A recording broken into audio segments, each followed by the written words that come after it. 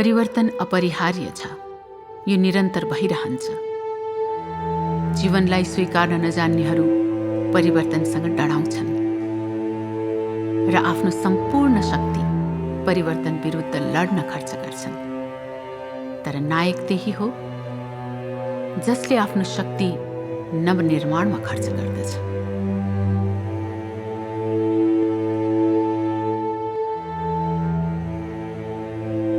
छिमेकी गाउँका मान्छेहरू पानीका कारण गाउँै छाडेर गए।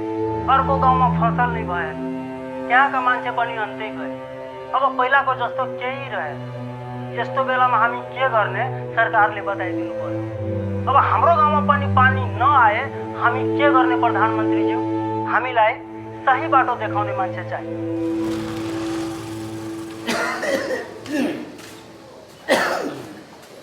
बुवा, पहिला हामी अस्पताल जाउँ। पर्दैन बाबु, घरै जाउँ।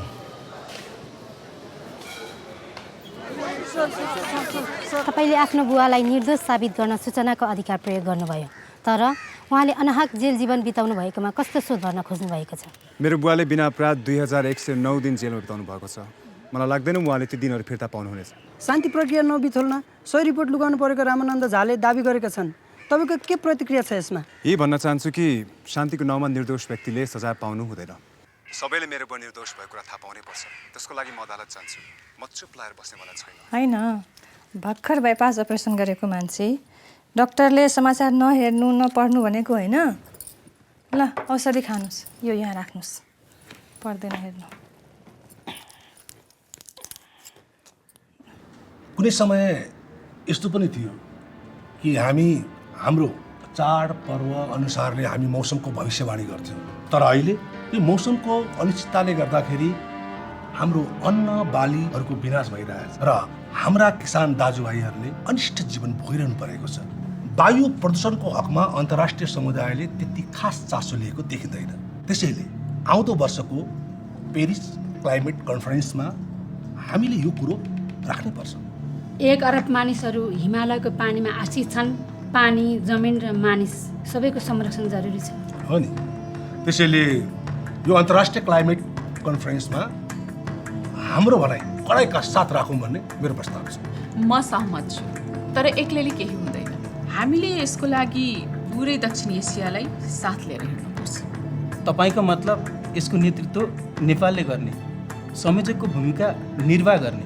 किन नसक्ने? सहमतिका साथ एक भएर एकै बोली बोल्न चीन र भारतलाई मनाउन सकिएला तपाईँको विचारमा? अवश्य सकिएला, किनभने यो हाम्रो मात्र होइन, पुरा विश्वकै चासोको विषय हो। काठमाडौँमा एउटा दक्षिण एसियाई जलवायु परिवर्तन गोष्ठीको आयोजना गरेर भारत र चाइनालाई संलग्न गराउन सक्छौँ। राम्रो आइडिया। यसले हामीलाई बलियो स्थान दिनेछ। हामीले यो विषयलाई जनतासम्म पुर्याउनै पर्छ। मौसम परिवर्तनको यो असरबाट कोही पनि अछुतो रहँदैन। गत वर्ष युएनले जलवायु परिवर्तनमाथि एउटा सर्ट फिल्म कम्पिटिसन गरेको थियो। निकै राम्रो भएको थियो। हामी पनि त्यसैको सिको गरेर हाम्रो गाउँका युवाहरूलाई सामुदायिक रूपमा भिडियो बनाउन लगाउन सक्छौँ। क्लाइमेट चेन्जले ल्याएका चुनौतीहरू उनीहरूकै आवाजमा। परिवर्तनको मार्गमा यो टाइटल कस्तो होला? राम्रो छ। भनेपछि हामी पुरस्कारको चाहिँ कस्तो व्यवस्था गर्न सक्छौँ? प्रधानमन्त्रीद्वारा 3 जना उत्कृष्टलाई नगद र सम्मान दुवै पत्ता दिने।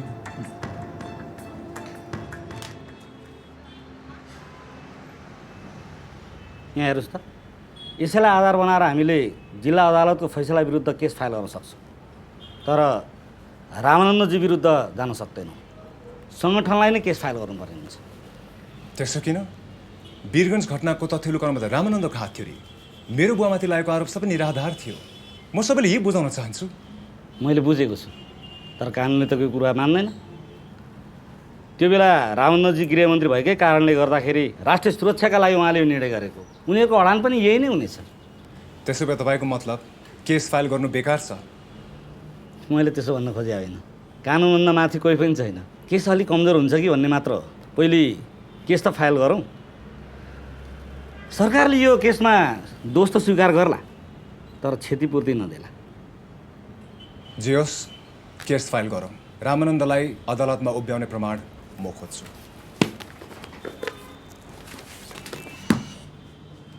तपाईँले आजको अखबार पढ्नुभयो? रामानन्दजी र नवीनको बा हेडलाइनमा छाएका छन्। यो बाढी हो, यसले सबैलाई बगाउँछ। पार्टीले तत्कालै केही गर्नै पर्छ। हाम्रो पार्टी न्यायमा विश्वास गर्छ कि गर्दैन भन्ने बाहिर सवाल उठ्न थालेको छ। यही कुरो पार्टीभित्र र बाहिर बवालको रूप लिनुभन्दा पहिले हामीले केही गर्नै पर्छ।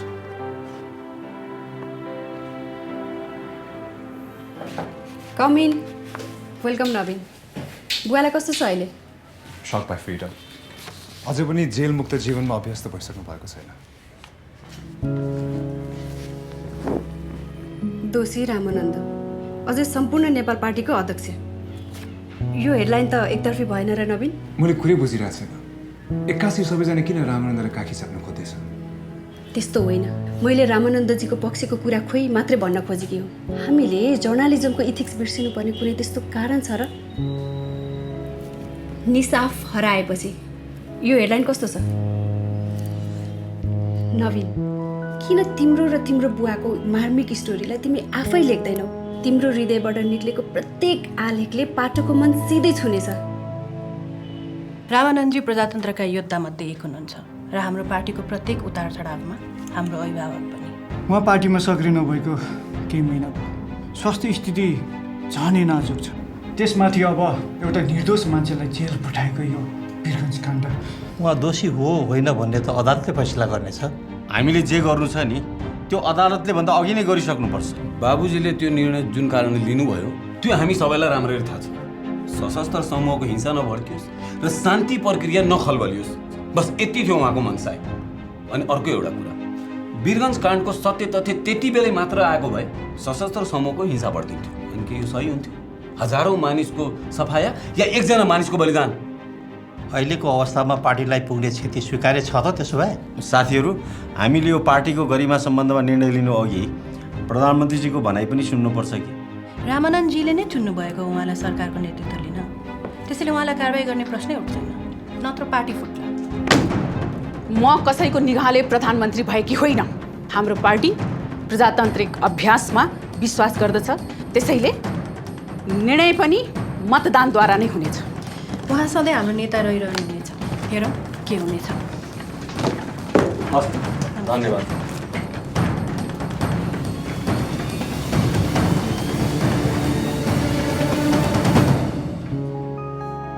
आज राति टिभीमा मेरो अन्तर्वार्ता छ। के जवाब दिने? हामी प्रजातन्त्रप्रति आस्थावान छौँ र विश्वास गर्छौँ। हाम्रो पार्टीले जहिले पनि कानुनी राज्य र प्रजातान्त्रिक प्रक्रियालाई सम्मान गर्दै आएको छ। यहाँको न्याय जहिले पनि राजनीतिबाट सञ्चालित छ र यो दल पनि कुनै अपवाद होइन। अदालतले दोषी ठहर गरेको खण्डमा रामानन्दजी पार्टीका नेता रहिरहनेछन्? म अहिले यो प्रश्नको जवाब दिन असमर्थ छु। भनेपछि तपाईँको पार्टीले अहिले सबै तपाईँको विरुद्ध भइरहेका छन्। यो सब हुनुको कारण आशा हो। उनले तिम्रो र मेरो विरुद्धमा कुनै क्याम्पेन गरेकी छैन। यो तँलाई परेको गलत छाप हो। उनले जे गरेकी छिन् पार्टी हितमा गरेकी छिन् र यही कुराले गर्दा उनी भोलि हिरो साबित हुनेछिन्। बेसी चिन्ता नै लिएन भनेर थाकिसकेँ म त। तपाईँको छोराको रिस मात्रै तातो हो, मन उसको ठुलो छ। आमा यसलाई कहाँ लिएर जानु लाग्नु भएको रे? बिउ ब्याङमा बाबु। अब यो बिउ ब्याङमा राख्न लानु लाग्यो। नयाँ बिउ बिजनले गाउँ गाउँतिर स्थानीय उत्पादनलाई विस्थापित गर्दै लगिसक्यो। त्यसैले परम्परागत बाली र बिरुवा जोगाउनका लागि आमा समूहले बीज ब्याङ्क सुरु गरेका छौँ। जलवायु परिवर्तनलाई यसले कसरी मद्दत गर्ला? जसरी ब्याङ्कमा पैसा राखिन्छ र परेको बेला झिकिन्छ, त्यसरी नै बिउहरू बीज ब्याङ्कमा राखिन्छ र चाहिएको बेला झिकिन्छ। पहिलो भिडियो र अहिलेसम्म एउटा मात्रै। यतिले मात्र हाम्रो कामको लागि पब्लिसिटी चाहिँ पुग्दैन। मलाई लाग्छ हामीले सोसियल मिडिया र सोसियल नेटवर्कको युज गर्नुपर्छ होला।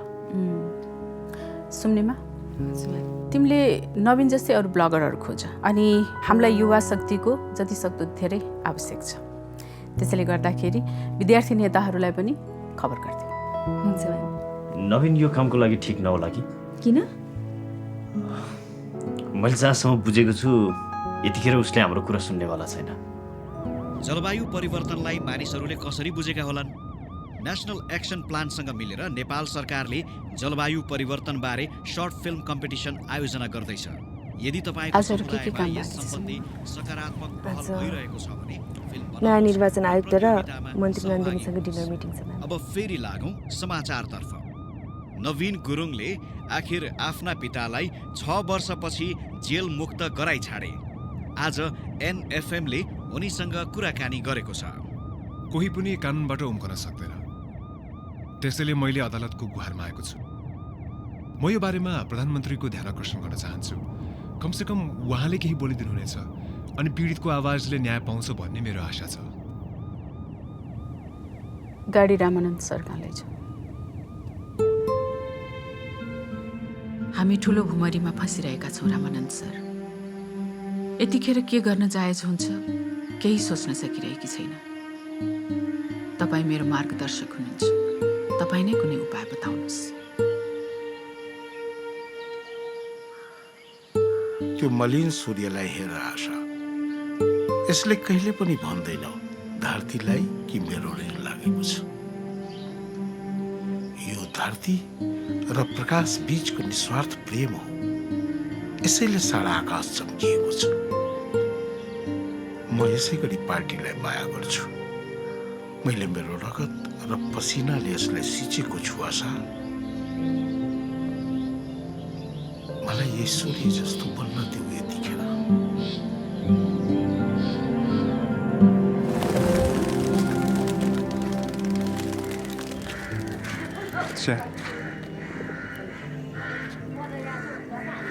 मसँग कसरी यस्तो कुरा गर्न सकेको तिमीले? मलाई थाहा छ तिमीलाई रामानन्द र उसको पार्टीसँग मोह छ, तर तिमी मलाई त्यो सरकारसँग हात मिलाऊ भन्दैछौ जसले मेरो बुवालाई निर्दोष यतिका वर्षसम्म जेलमा सडायो। म सरकारको पक्षबाट कुरा गरिरहेको छैन नवीन। यो त एउटा महत्त्वपूर्ण कामको लागि हो नि त। मलाई केही नभन। जबसम्म रामानन्दले सजाय पाउँदैन तबसम्म सरकारको कुनै पनि कार्यक्रममा सामेल हुनेवाला छैन।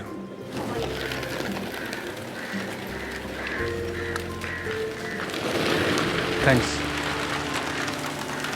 र अब म लाग्छु, वकिलसँग मेला भेट्नु छ अहिले।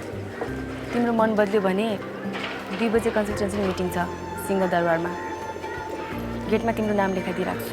मलाई खालि मेरो बुवाको नाममा लागेको दाग मात्रै भेट्नु छ सुमी। नेपाल जस्तो मुलुक कहिलेकाहीँ दयनीय अवस्थामा भए चाहिँ लाग्दछ, तर त्यसो होइन। वास्तवमा विकसित राष्ट्रहरू नै जलवायु परिवर्तनमा दोषी हुन्। तर अब हामी चुप लाग्यौँ। बाबुजी, आशा आएकी थिइन् र यहाँ आज? आजै अदालतबाट आएको। के रहेछ यो?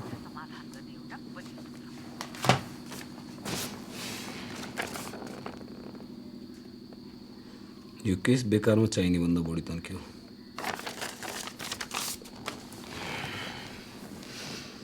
अब यसमा मैले आफ्नो ढङ्गले काम गर्छु। मलाई थाहा छ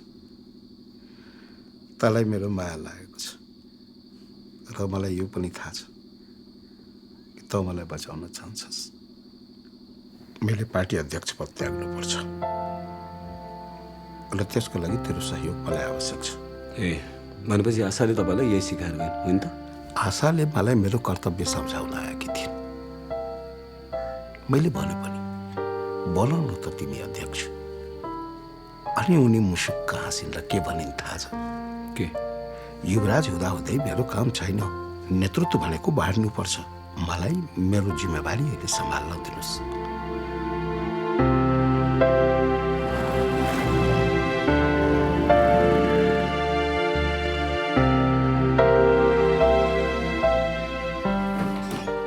बुवा,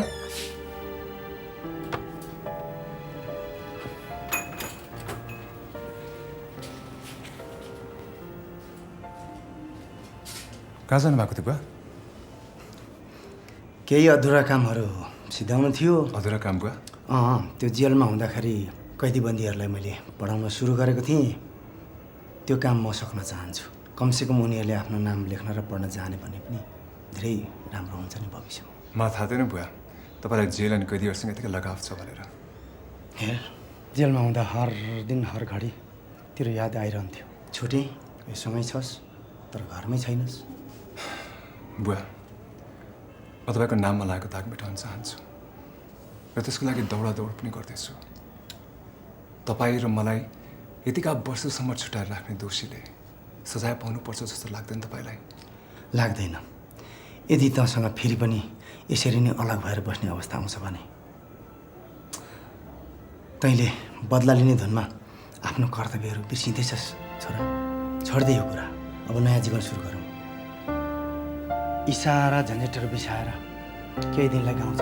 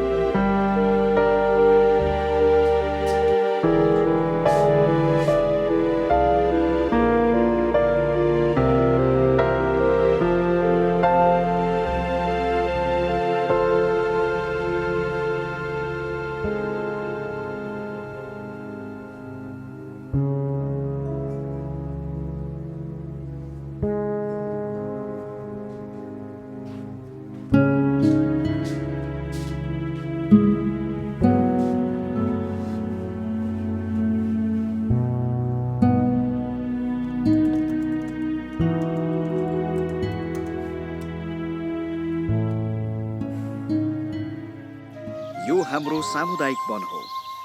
यसका कारण अचेल मनग्गे पानी पर्छ। यसैले गर्दा पानीको सप्लाई पनि बढेको छ। हामीले पाखाबारीमा पनि वृक्षरोपण गरेका छौँ, जसका कारण पहिरो जाने सम्भावना कम भएको छ। यसले जलवायु परिवर्तनको असरलाई पनि कम गरेको छ।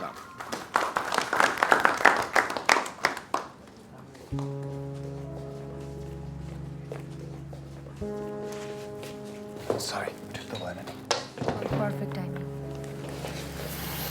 बस्नुहोस्।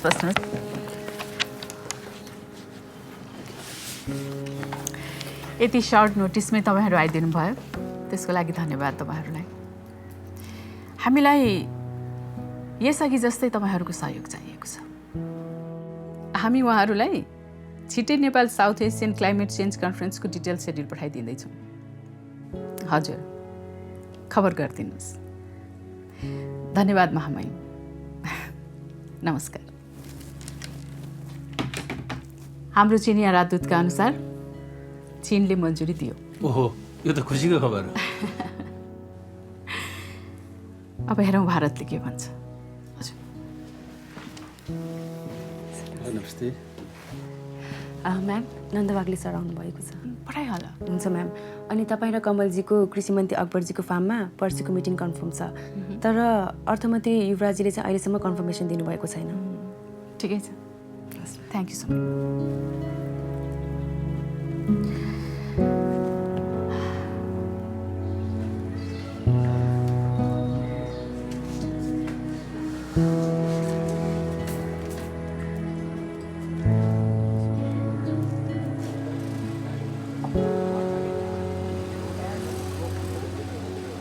हाम्रो पार्टी मतदानको शक्तिमा विश्वास गर्ने पार्टी हो र त्यसै कारण हामी नयाँ अध्यक्षको लागि चुनावमा जाँदैछौँ। अबको 15 मिनटपछि मतदान सुरु हुनेछ। केन्द्रीय कमिटीका सबै साथीहरू सभाकक्षमा भेला हौँ। धन्यवाद।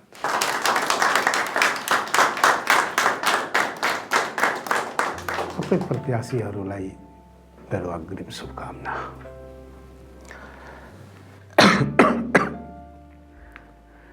यो क्षण मेरो लागि यादगार रहनेछ।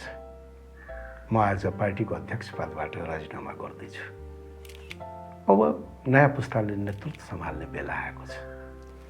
नयाँ अध्यक्ष बन्ने सम्भावना कसको देख्नुहुन्छ? केन्द्र कमिटीको चुनाव परिणाम भर्खरै आएको छ। नाम पक्का पनि के आउँछ। अब चुनाव परिणाम अनुसार हाम्रो पार्टीले नयाँ अध्यक्ष पाएको छ। हाम्रा पार्टीका नयाँ अध्यक्ष हुनुहुन्छ श्री नन्दवागले। बधाई छ।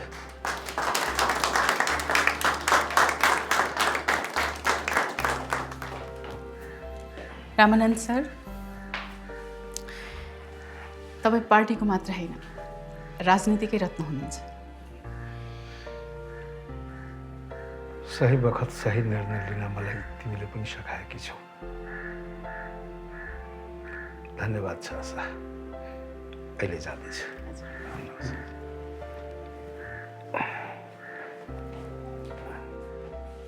प्रधानमन्त्रीज्यू, आज जे भयो तपाईँले सोच्नुभएको त्यस्तो परिणाम आउँछ भने?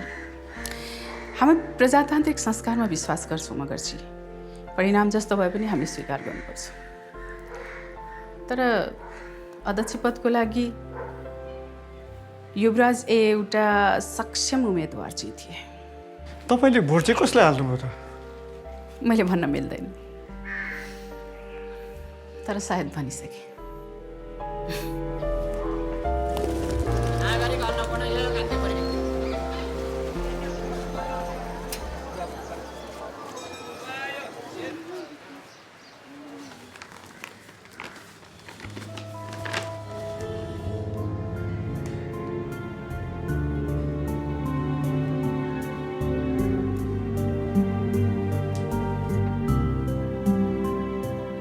बाबुजी, अब तयार हुनुहोस्।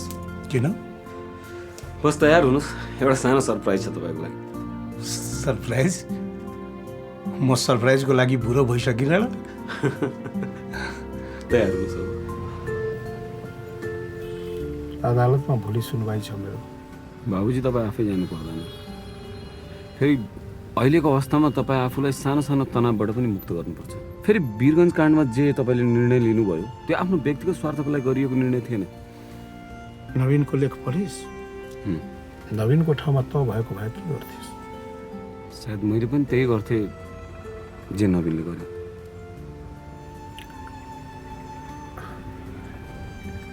यहाँ किन ल्याइस् मलाई?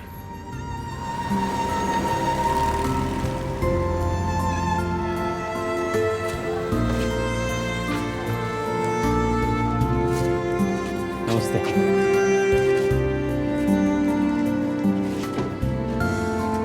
अन्तमा रमानन्दजीको नाउँमा उहाँले पार्टीलाई नयाँ धरातलमा उभ्याउनु भएको छ। हामी अब गर्व गर्न सक्छौँ कि हाम्रो पार्टी प्रजातन्त्रप्रति प्रतिबद्ध छ, समावेशी छ र ऊर्जाले भरिएको छ। मलाई विश्वास छ सत्ता र शक्तिको हस्तान्तरणको निमित्त उचित समयको चुनाव गर्न अब अरूले उहाँको अनुसरण गर्नेछ। उहाँ प्रजातन्त्रका सच्चा अनुयायी र कर्मठ योद्धा हुनुहुन्छ भन्ने कुरामा हामी सबै विश्वस्त छौँ। धन्यवाद।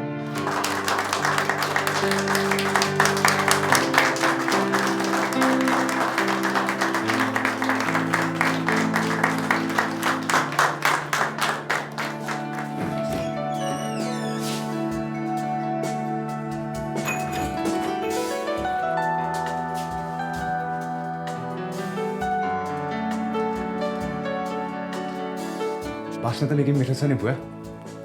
यो तेरो मम्मीको खुबै मनपर्ने खाना हो। अनि आज दिन कस्तो बित्यो? राम्रो भयो बुवा। मैले तेरो लेख पढेँ, जस मेरो बारेमा धेरै कुरा जानकारी राखेछस्। बुवा, भोलि कोर्टको पेशीपछि हामी दुवैजना गाउँ जाउँ न। यो टिकट हो? ठिक छ। रामानन्दजी सच्चा नेता भएको अन्ततः प्रमाणित भयो। वास्तवमा रामानन्द सर जस्तो मार्गनिर्देशक पाएर म धन्य भएकी छु। तपाईँले भिडियो हेर्नुभयो दाइ? सोचेको भन्दा लोकप्रिय हुँदैछ। हो त, जताततै यसैको चर्चा छ। यो सोसल नेटवर्क पनि गजब। 15 वर्ष अघि यस्तो कल्पनै गरेको थिएन। साँच्ची, अनि हाम्रो क्रिकेट टिम ए डिभिजनको क्वालिफाइङ म्याच खेल्दैछ। खुसीको कुरा नि होइन है? कसैले पनि यस्तो सोचेको थिएन। भाउजूलाई कस्तो छ साँच्चै? प्रसुतिमा काम गर्छिन्, त्यसैमा खुसी छिन्। यो पनि एउटा गजबको नीति रहेछ। जसको कुनै सन्तान छैन उनै प्रसुतिमा काम गर्छिन् र सुत्केरीको सन्तान स्याहार्छिन्। हरेक जिल्ला, हरेक गाउँमा यस्ता किसिमका बीज ब्याङ्कहरू खोल्न सकिएला त मन्त्रीज्यू? अवश्य खोल्न सकिन्छ प्रधानमन्त्रीज्यू। त्यसो भए यसको विस्तारको लागि एउटा बजेट छुट्याउँ ताकि किसानहरूले सुरक्षित महसुस गरून्। यो त एकदम राम्रो आइडिया हो। प्रधानमन्त्रीजी एकछिन यता पनि लागौँ।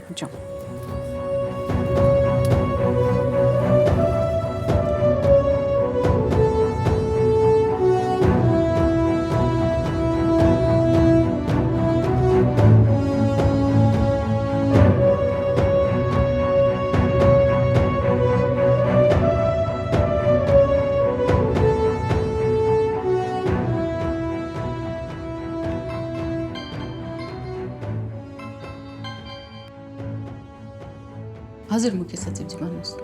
प्रधानमन्त्रीज्यू भर्खरै भारतबाट इमेल आयो, उनीहरू एकदमै सकारात्मक छन्।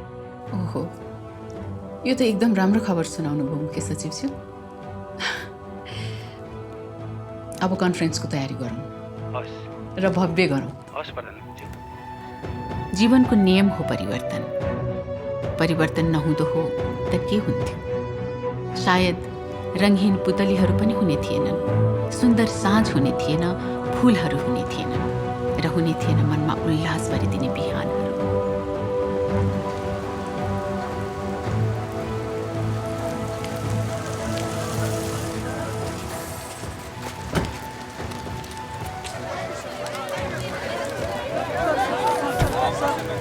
एकछिन तपाईँलाई जे सोध्नु छ अहिले पछि सोध्नु होला प्लिज है। परिवर्तन अवश्य भावी हो। यसलाई स्वीकार गर्न सबैमा हुनुपर्छ विशाल अनि स्वागतले भरिएको हृदय। परिवर्तनलाई स्वीकार गर्न सक्ने नै युगवीर साबित हुन्छ।